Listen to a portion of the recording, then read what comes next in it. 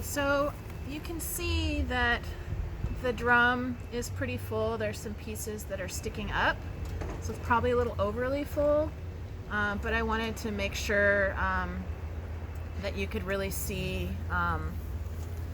what I'm doing. So on the drum there is a section right here that you can see that's a metal strip with a divot in it, and so I'm going to take this lovely cooking fork and I'm going to run the tine up the middle of that strip and start to slowly pull the bat up.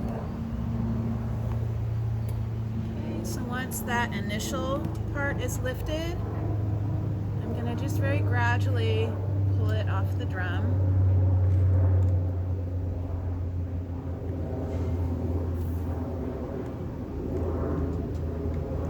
You want it to remain a cohesive piece, so you just want to do this little by little and pull it off.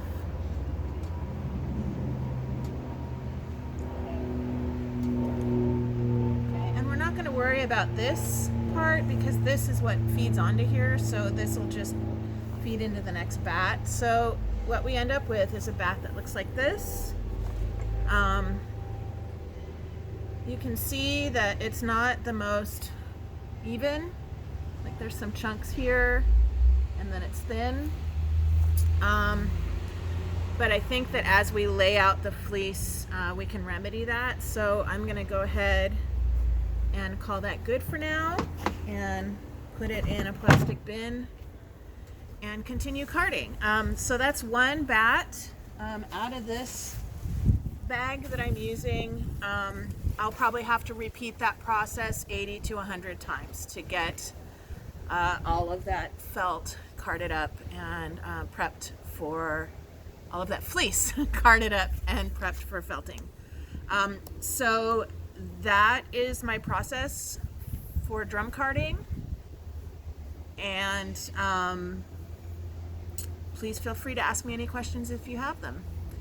Thanks, and see you for part 3 very soon, which will be the actual felting process, and I may do that in a couple of sections. Maybe start out with laying out the felt, and then anyway, we'll see. So that's part 2 of the sheep to shoe carding and prepping your fleece for felting. Thanks, see you next time.